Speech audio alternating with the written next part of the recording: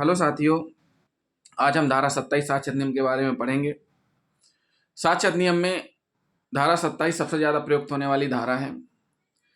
इसमें supreme court और high court के कई निर्णय हैं, जिनमें कि कुछ स्थितियों में आरोपी को बरी भी किया गया है, कुछ में आरोपियों को सजा भी सुनाई गई है।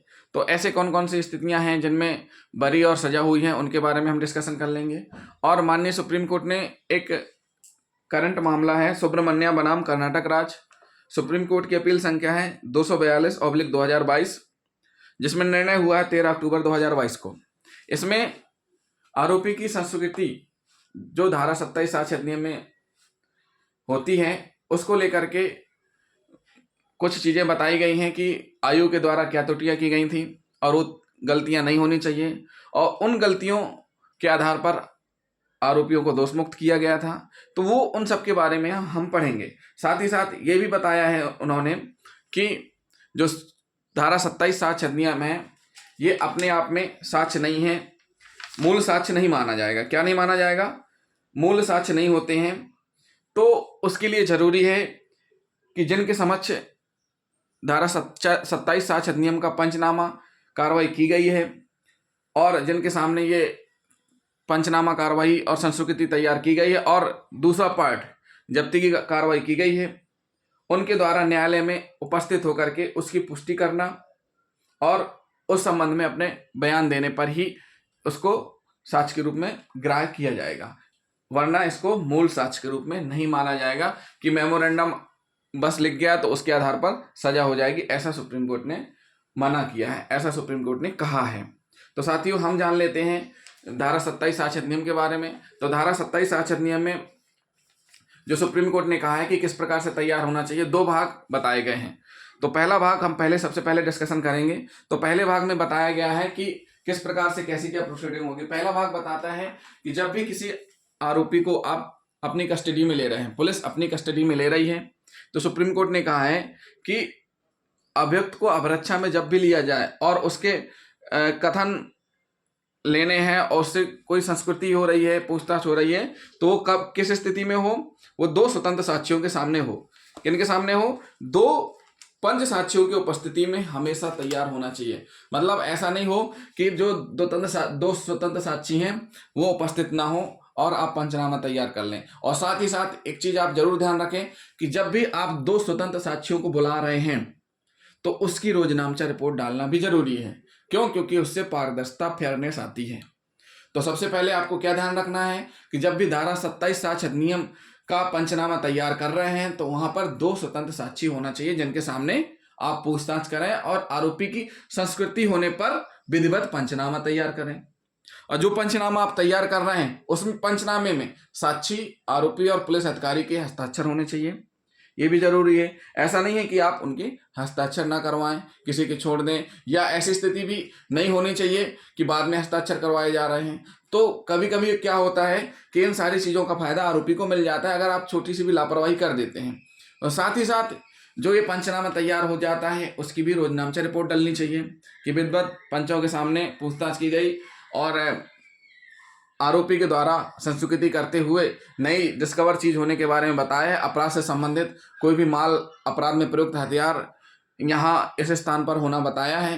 तो ये सारी चीजें रोजनामचा में दर्ज होनी चाहिए। साथ ही साथ जब आप उस चीज को प्राप्त करने के लिए जाते हैं तो जाने के पहले तक की जो प्रोसीडिंग है वो भाग 1 मानी गई है, और जैसे ही आप थाने से रवाना हो रहे हैं मेमोरेंडम के आधार पर जब्ती के लिए, तो ये भाग 2 माना गया है मेमोरेंडम का।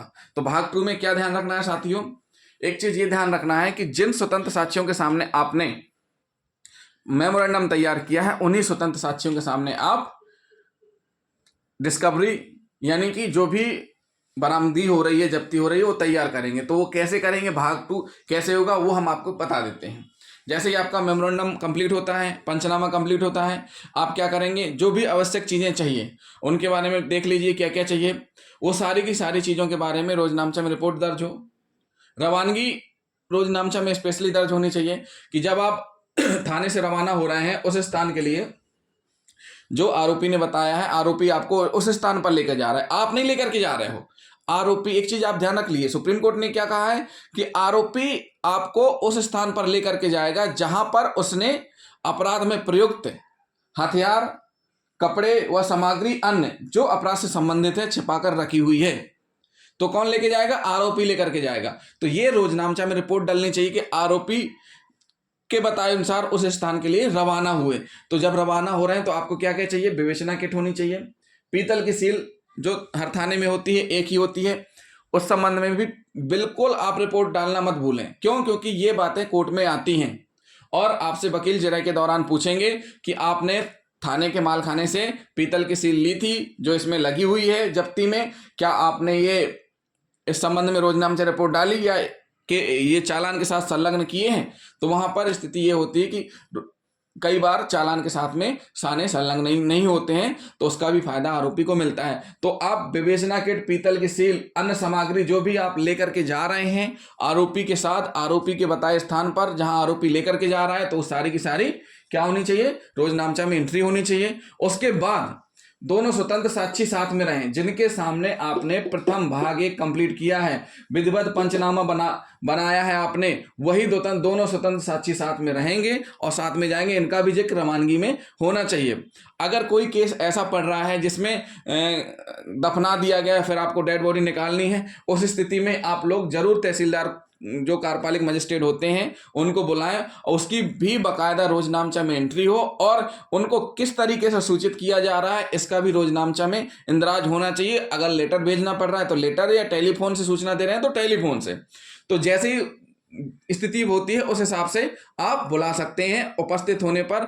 और एक चीज और, इस पूरा लिखिए, कार्रवाई तो पूरी करते हैं, जो जो चीजें होती हैं, गड्ढा खोद रहे हैं, मशीन कहाँ से मंगवाई, किसके सामने कैसा क्या प्रोसीडिंग हुई, और हर एक चीज का आप सीसीटीवी फुटेज या वीडियो जरूर बनवाते जाएं। ये चीज बिल्कुल ना भूलें। आरोपी की निशानदेही पर जो भी चीज मिल रही है, बरामद हो रही है, यानी डिस्कवरी हो गई, नई चीज मिली, जैसे ही नई चीज मिलती है तो उसको क्या करेंगे? आप जब्त करेंगे, यानी जब्ती पंचनामा तैयार करेंगे। तो जब जब्ती पंचनामा तैयार करेंगे तो उनमें स्पष्ट रूप से पीछे आप डिटेल डालेंगे और साथ ही साथ जितने भी पदार्थ हैं, जितने भी सामग्रियां जब्त हो रही हैं, सबको अलग अलग जब्त करेंगे, सील करेंगे और सील बंद करेंगे, उनमें सील लगाएंगे और साथ ही साथ जो जब्ती पत्रक है उसमें भी सील लगती है, सील लगाएंगे। उसके बाद आरोपी, साक्षी और पुलिस अधिकारी जो भी जब्ती तैयार कर रहा है उन सभी के हस्ताक्षर होंगे। तो ये सारी चीजें आपको करनी है। ये सारी चीजें तैयार होने के बाद जब आप वापस थाने आ रहे हैं तो आपको बाकायदा क्या करना है कि जब माल खाना में आप जमा कर रहे हैं तो माल खाना में जमा कराना है, तो उसकी भी रोजनामचा रिपोर्ट डालनी है और उसी डेट में आप जब्ती रजिस्टर में एंट्री करवाइए। क्यों? क्योंकि न्यायालय में जब साक्ष्य होते हैं तो न्यायालय जब्ती रजिस्टर तलब कर लेते हैं मालखाना मुंशी के साथ में। तो कभी कभी क्या होता है कि थोड़ी सी लापरवाही से पूरा मामला बिगड़ जाता है। जब्ती हुआ और जब्ती सेम डे नहीं चढ़ा, जब्ती दूसरे दिन चढ़ा रहे हैं, तो ये गलती बिल्कुल ना करें। जब्ती पत्रक की एक कॉपी मालखाने में जरूर दें और अपने सामने ही पूरी चीजें करवाएं।